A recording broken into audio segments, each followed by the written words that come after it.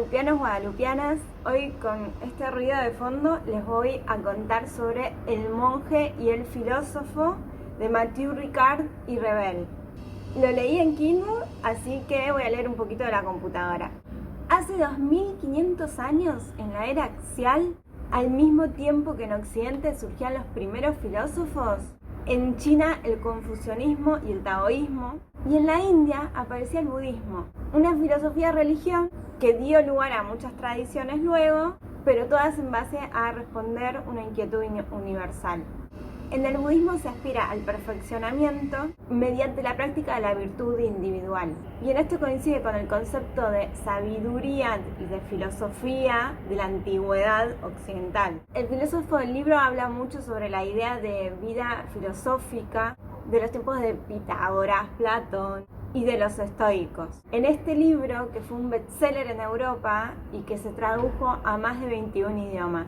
En El monje y el filósofo, un monje budista y un filósofo escéptico y liberal dialogan acerca de lo que tienen en común, la sabiduría y la búsqueda de la realidad sobre diversos temas. Un dato interesante es que Mathieu Ricard, el monje, es hijo del filósofo Jean-François Revel.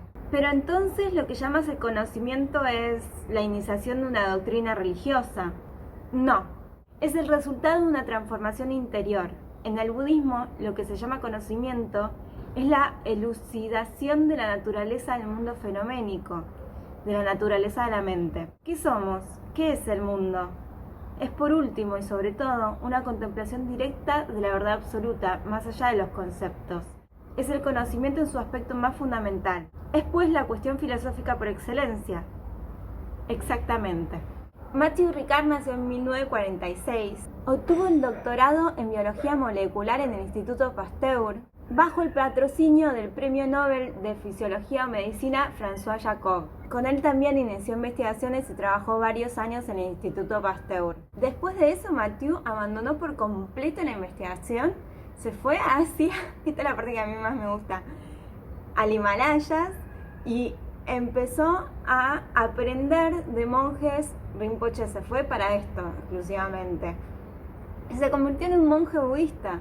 Luego, Francia le otorgó la Orden Nacional del Mérito por su trabajo humanitario en Asia, porque durante varios años dedicó su esfuerzo y los beneficios económicos de las publicaciones de sus libros a varios proyectos de desarrollo y asistencia en la India, en Nepal y en el Tíbet con su asociación Karuna Shechen. La pongo acá abajo, Karuna Shechen. Desde 1989 ejerce como intérprete de francés del 14º Dalai Lama. Un dato que a mí me divierte mucho es que la Universidad de Wisconsin en Estados Unidos, investigadores le pusieron un montón de electrodos, 256, en la cabeza y lo sometieron a un aparato de imágenes funcionales por resonancia magnética nuclear y encontraron que Mathieu logró el más alto nivel de actividad en la corteza cerebral prefrontal izquierda, que es la que se asocia a las emociones positivas. Registró niveles nunca antes vistos para ninguna persona.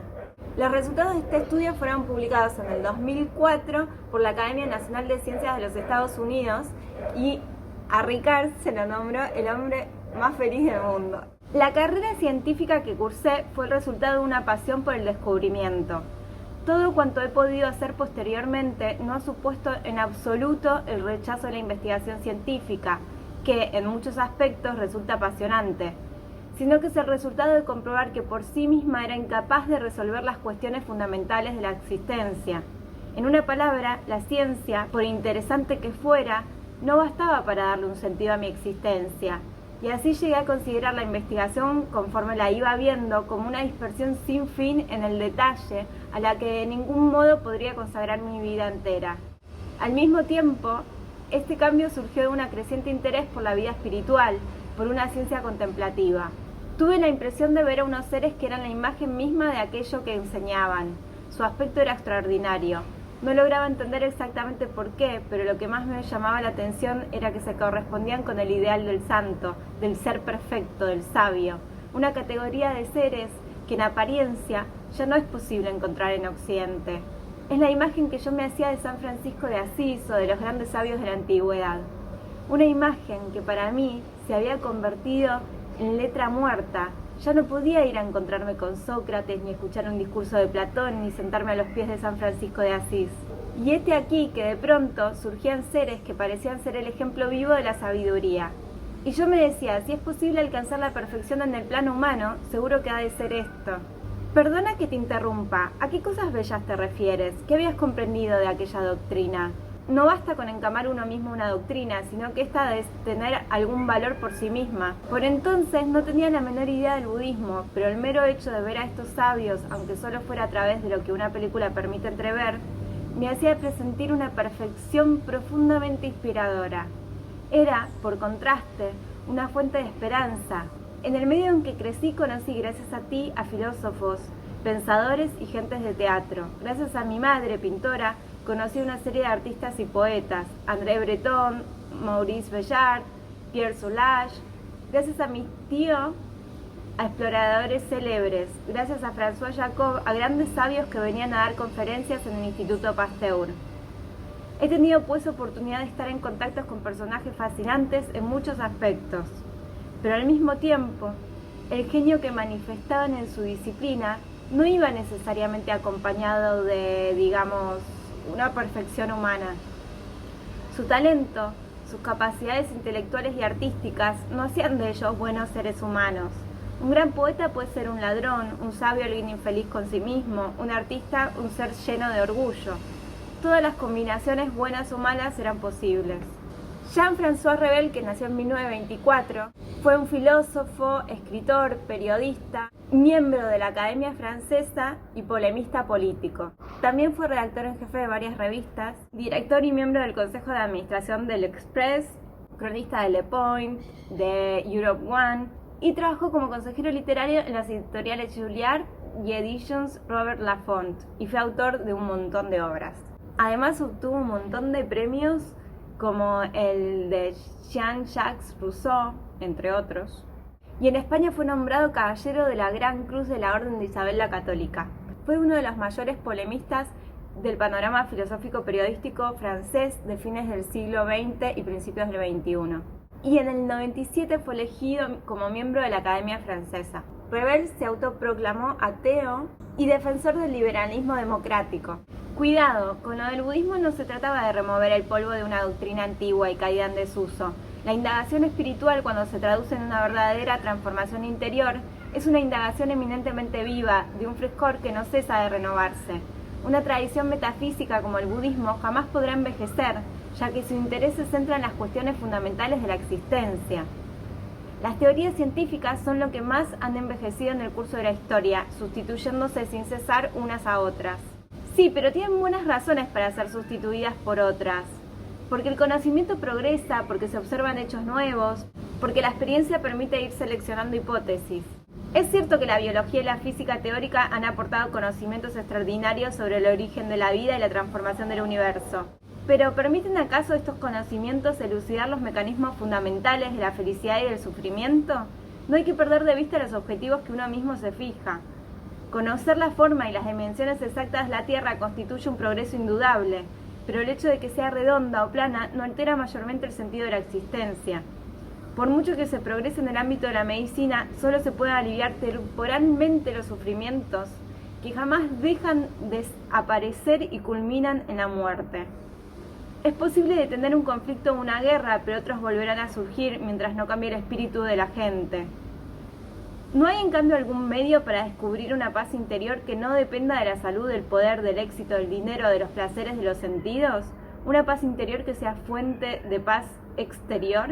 Comprendo muy bien todo esto, pero no veo por qué ambas cosas tengan que ser incompatibles. La biología, la ciencia y en este caso la biología molecular aportan soluciones a determinadas enfermedades, es decir, contribuyen a reducir los sufrimientos humanos. Y la satisfacción intelectual de descubrir los mecanismos fundamentales de la vida es una satisfacción desinteresada. ¿Nunca se te ha ocurrido pensar que podrías combinar estos dos aspectos de tus inquietudes? El budismo no se opone a la ciencia, la considera una visión importante, aunque parcial, del conocimiento. En El monje y el filósofo, padre e hijo develan desde un punto de vista occidental en qué consiste el budismo y buscan razones para comprender a qué se debe su auge en Occidente. En una larga conversación, porque esto se da en forma de conversación, que enfrenta dos formas diferentes de vivir y de pensar. Todos los temas tienen cabida. Hablan sobre la argumentación metafísica de la existencia después de la muerte, sobre el bardo, sobre el proceso de reencarnación, sobre la conciencia, el vacío, el nirvana, pero también de temas como geopolítica, del sistema de gobierno idóneo, el aborto, la eutanasia y el aporte del psicoanálisis, entre otros montón de cosas. Ningún objeto es permanente y la impermanencia sutil de las cosas es tal que el objeto cambia cada instante. Como la conciencia es activada por el objeto, hay tantos instantes de conciencia como estados del objeto impermanente. Esta noción de impermanencia instantánea de los fenómenos y del pensamiento va muy lejos, pues demuestra que si en el mundo fenoménico existiera una sola entidad fija, permanente, intrínsecamente existente, la conciencia quedaría como pegada a ese objeto y se prolongaría de manera indefinida. Al final, todas las conciencias del mundo se encontrarían en cierto modo atrapadas por ese objeto, del que no podrían desprenderse.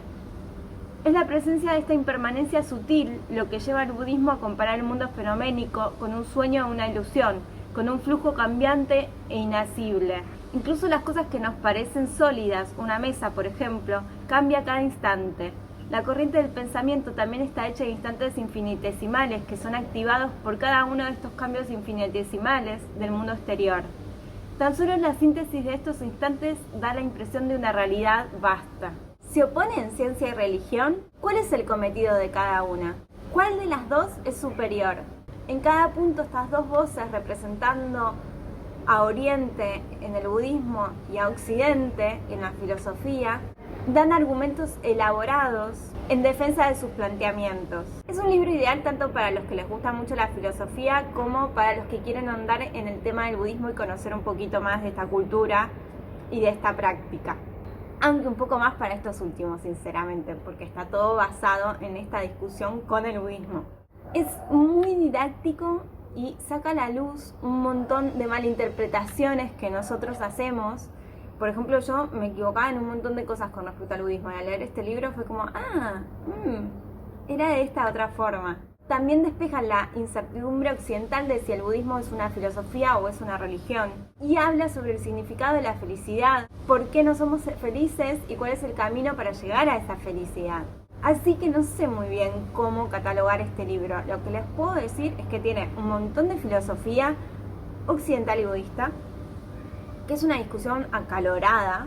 También aporta bastante crecimiento interior y además te permite conocer un poquito de otra cultura, que es la cultura tibetana, que está basada en esta práctica y en esta forma de ver el mundo. El budismo no es una religión, si por religión se entiende la adhesión a un dogma que es preciso aceptar mediante un acto de fe ciega, sin que sea necesario redescubrir por uno mismo la verdad de dicho dogma. Pero si se considera una de las etimologías de la palabra religión, que es lo que religa, el budismo está sin duda religado a las verdades metafísicas más elevadas. Tampoco excluye la fe si se entiende por fe una convicción íntima e inquebrantable, que surge del descubrimiento de una verdad interior. La fe es también un maravillarse ante esta transformación interior. Por otro lado, el hecho de que el budismo no sea una tradición teísta ha llevado a numerosos cristianos, por ejemplo, a no considerarlo una religión en el sentido corriente del término. Por último, el budismo no es un dogma, pues Buda siempre decía que había que examinar sus enseñanzas y meditarlas, mas no aceptarlas por simple respeto hacia él. Es preciso descubrir la verdad de sus enseñanzas recorriendo las etapas sucesivas que conducen a la realización espiritual. Hay que examinarlas, dice Buda, como se examina un trozo de oro. Para saber si es puro, se frota el oro contra una piedra plana, se lo martillea y se funde al fuego. Las enseñanzas de Buda son como puntos de referencia en la vía del despertar, del conocimiento último de la naturaleza de la mente y del mundo fenoménico. ¿Por qué es venerado Buda?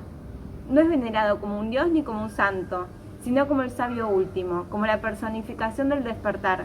La palabra sánscrita Buda significa el que ha realizado, el que ha asimilado la verdad. y las palabras con las que se traduce en tibetano, sangye, se componen de 2 sílabas. Sang significa que has disipado todo cuanto vela el conocimiento, y también que se ha despertado de la noche de la ignorancia. Y Ye significa que ha desarrollado todo cuanto hay que desarrollar, es decir, todas las cualidades espirituales y humanas. Sí, es uno de los grandes temas, pero aún me interrogaba sobre ciertos aspectos, por ejemplo, el de las banderas de oración, y la idea de que un objeto mecánico que se hace girar, el molinillo de oraciones, o que una banderola que se deshilacha poco a poco por la acción del viento, pueda suplantar a la oración, me parece el grado más miserable, el grado 0 de la plegaria. No se entiende que una doctrina tan sutil como el budismo pueda ser capaz de estimular semejantes creencias. De hecho, estas costumbres están muy alejadas de la superstición. Reflejan simplemente la riqueza de medios que el budismo pone en marcha para reavivar una y otra vez nuestra senda mental. ¿Estás seguro de que para el budista medio este concepto significa algo? ¿No piensas simplemente que el molinillo de oraciones reza en lugar de él?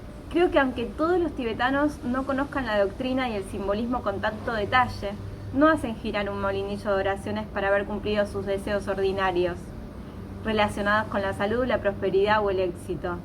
Tienen presente en el espíritu la idea de acumular un mérito. Por mérito se entiende un factor mental positivo que contribuye a disipar los factores mentales negativos. Creo pues que la idea que predomina en ellos es la de mejorar, de purificar la corriente de su pensamiento mediante una acumulación de méritos, de reforzar ese torrente positivo que tiende hacia el conocimiento. Por eso la gente se posterna, da vueltas con gran respeto en torno a los monumentos sagrados y lleva ofrendas de luz a los templos. En el catolicismo, encender una vela en una iglesia implica la idea, por demás supersticiosa, de que esa vela puede valernos la gracia de un santo, de la Virgen o del propio Dios para haber cumplido un deseo. A tal punto es una superstición que a menudo podemos observar a personas que no son ni practicantes ni creyentes y encienden una vela cuando visitan una catedral. Esas costumbres son soportes exteriores útiles que permiten a los creyentes vincularse con una verdad interior. Sé por experiencia que cuando ofrecen miles de lámparas de mantequilla, el equivalente de las velas, los fieles tibetanos son conscientes de que el símbolo de la luz es el del conocimiento que disipa las tinieblas. Y la oración que hará un fiel al ofrecer esas lámparas será que la luz del conocimiento surja en mí y en todos los seres en esta vida y en las siguientes. Incluso la gente sencilla es consciente de este simbolismo. Lo mismo ocurre cuando recitan mantras.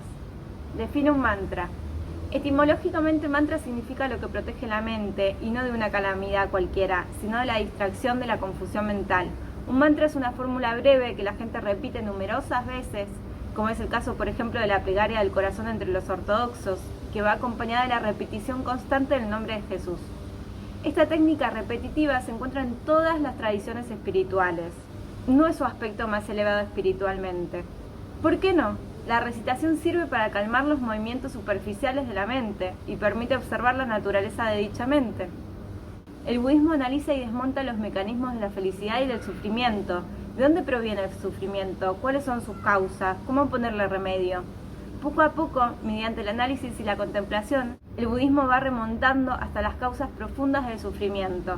Es una indagación que interesa a cualquier ser humano, sea o no budista. Define aquello que llama sufrimiento.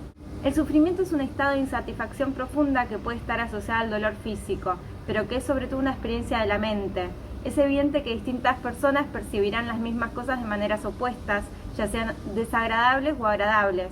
El sufrimiento surge cuando ese yo al que tanto amamos y protegemos se ve amenazado o no consigue lo que desea. Los sufrimientos físicos más intensos pueden vivirse de maneras muy diferentes según nuestra disposición mental.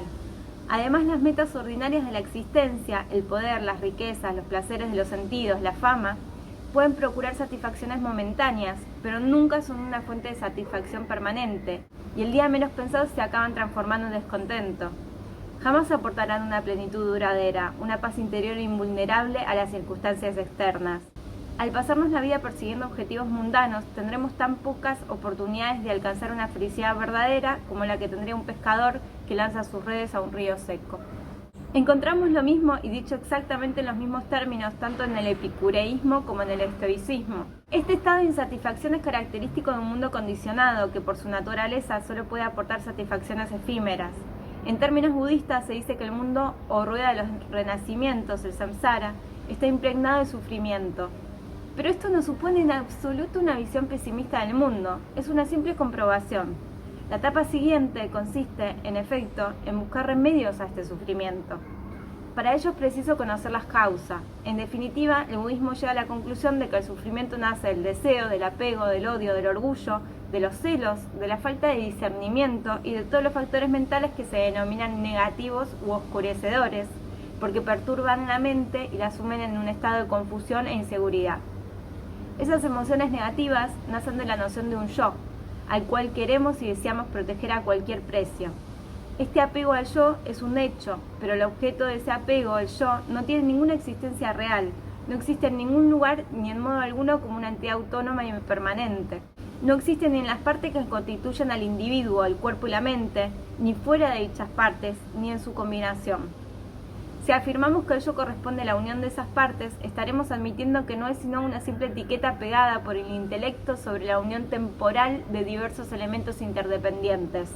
El yo no existe, en efecto, en ninguno de esos elementos, y su propia noción desaparece en cuanto dichos elementos se separan. No es enmascarar la impostura del yo, es ignorancia, la incapacidad momentánea para reconocer la verdadera naturaleza de las cosas. Es pues esta ignorancia la causa última del sufrimiento. Si llegásemos a disipar nuestra comprensión errónea del yo y de la creencia en la solidez de los fenómenos, si admitiéramos que ese yo no tiene existencia propia, ¿por qué habríamos de temer no conseguir lo que deseamos y padecer lo que no deseamos? Esta concepción de lo que es una verificación experimental no me satisface del todo. ¿Acaso crees que una verificación experimental solo puede apoyarse en fenómenos físicos? Desde este punto de vista, solo las ciencias cuantitativas y físicas merecerían el nombre de riendas. Para ser exacta, una ciencia debe partir de ciertas hipótesis y proceder con rigor en el ámbito de la experiencia para acabar validando o invalidando esas hipótesis mediante los resultados de dichas experiencias. No hay ninguna razón para que estos criterios se vean limitados al ámbito físico que se denomina objetivo.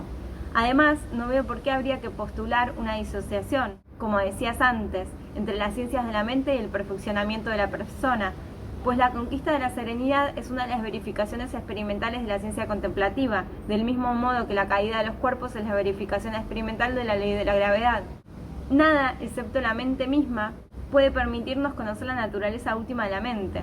Si la introspección ha fracasado como método científico en el contexto de la psicología occidental y ha sido apartada de ella, es porque quienes la utilizaban no disponían de herramientas adecuadas para llevar a cabo sus experimentos. No tenían la menor formación ni el menor conocimiento del ámbito contemplativo e ignoraban las técnicas que permiten tranquilizar la mente a fin de observar su naturaleza profunda. Es como si alguien utilizara un voltímetro inestable y llegara a la conclusión de que es imposible medir la tensión de una corriente eléctrica. El aprendizaje de las técnicas contemplativas exige perseverancia. No podemos desecharlas con un simple gesto de la mano por el hecho de que estén alejadas las preocupaciones dominantes del mundo occidental y de que no nos traiga la idea de practicarlas nosotros mismos. Se puede comprender el escepticismo, pero no la falta de interés o de deseo de verificar la validez de una aproximación diferente. El problema también existe en el otro sentido. He conocido tibetanos que se negaban a creer que el hombre hubiera estado en la luna. Pero la existencia humana no es solamente pensamiento, la existencia humana es acción. ¿No son el cuerpo y la palabra los servidores del pensamiento? El cuerpo solo hace lo que el pensamiento le pide y las palabras no surgen de manera inconsciente o refleja. Decir que el cuerpo solo hace lo que el pensamiento le pide me parece optimista. ¿Optimista? No hablo de las funciones orgánicas del cuerpo, sino de los actos voluntarios. Si fuéramos capaces de controlar nuestras palabras y nuestros actos, se resolvería la mayor parte de los conflictos entre los seres humanos. Pero esto es imposible si no dominamos nuestra mente. Además, es nuestra mente lo que da color a nuestros actos, pues según nuestra motivación, dos actos aparentemente idénticos pueden producir efectos contrarios, ya sean positivos o negativos. Podemos, por ejemplo, dar dinero a alguien para hacerle un favor o para corromperlo. Sin embargo, volviendo a lo del control de la mente en situaciones concretas, la verdadera paciencia no es una señal de debilidad, sino de fuerza. No se trata de dejar que todo ocurra pasivamente. La paciencia nos da fuerza para actuar de manera justa, sin estar cegados por el odio y el deseo de venganza que nos privan de cualquier facultad de juicio. Como dice a menudo el Dalai Lama, la tolerancia no consiste en decir, adelante, hacedme daño. No es ni sumisión ni abandono, sino que va acompañada de un valor, de una entereza de ánimo. y de una inteligencia que nos ahorran sufrimientos mentales inútiles y nos evitan caer en la malevolencia. La verdadera paciencia, la verdadera no violencia, consiste en elegir la solución más altruista. Pronunciar palabras suaves con la intención de engañar es algo que se parece a la dulzura, pero se trata de un acto de violencia. En cambio, cuando una madre riñe o le da un pequeño golpe a su hijo por amor hacia él y por su bien, aquello parece violencia, pero en realidad es no violencia. Lo que cuenta es la motivación que inspiran nuestros actos y el resultado final de esos actos. La elección de los medios proviene del ejercicio de nuestra inteligencia. Así pues, en teoría, puede admitirse la utilización de la violencia con fines beneficiosos, aunque en la práctica sea muy difícil utilizarla con éxito. La violencia engendra violencia y tiene, por lo general, efectos desastrosos. Es preciso, pues, evitar el conflicto, y si este es inevitable, hay que neutralizar a quien se disponga a cometer un acto violento, sin ir más allá de lo estrictamente necesario, sin añadir nuevas emociones negativas. Con esto termino de hablar sobre El monje y el filósofo, que es una lectura que a mí me encantó, me hizo aprender un montón de cosas nuevas, a preguntarme un montón de otras cosas y a querer seguir aprendiendo sobre este tema que es el crecimiento interior. Los pedacitos que les leí son solo de las primeras 70 páginas. Este libro es mucho más extenso e imagínense que después toca temas muchísimo más complicados como para leerles acá, pero que son muy interesantes. Lo que pasa es que hay que seguir la línea del pensamiento a lo largo de todo el libro que te va llevando. Les mando un beso enorme y no olviden suscribirse. Ya. Para allá. No olviden suscribirse. Que tengan un feliz día y los veo en el próximo video. Estoy re españolizada.